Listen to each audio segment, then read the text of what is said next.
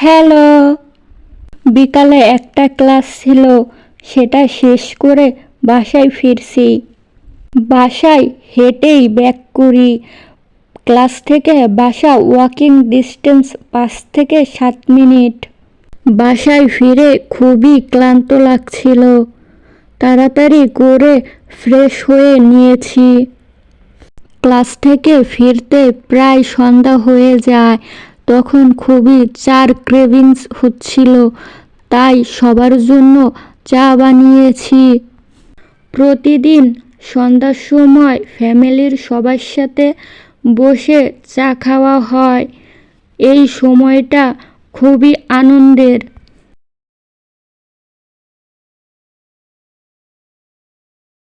চায়ের সাথে স্ন্যাক্স হিসেবে ছিল সমোসা। গরম চায়ের সাথে সমোসা খেতে বেশ ভালোই লাগে। এরপরে ল্যাপটপে একটু কাজ করতে বসেছিলাম। হঠাৎ হাতের চাপ লেগে চশমাটা এভাবে ভেঙে যায়। খুবই মন খারাপ হচ্ছিল চশমার এই অবস্থা দেখে। কিছুদিন আগেও এভাবে একটা চশমা ভেঙে ফেলেছি। আজকেও আবার একই কাহিনী রিপিট হয়েছে।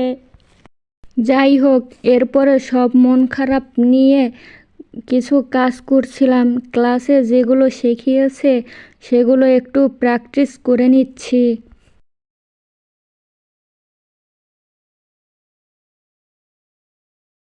বাইরে থেকে এসে জামা কাপড় সব বিছানার উপরে রেখে দিয়েছিলাম। সেটা একে একে স্তূপে পরিণত হয়েছে। সেটা এখন গুছিয়ে নিচ্ছি।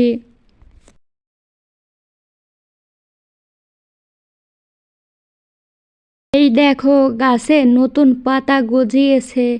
আমি তো ভেবেছিলাম এই গাছ বাঁচবেই না, কিন্তু নতুন সুন্দর সুন্দর পাতা গজিয়েছে দুটো। নতুন পাতা গজিয়েছে দেখে খুবই আনন্দ হচ্ছে আমার।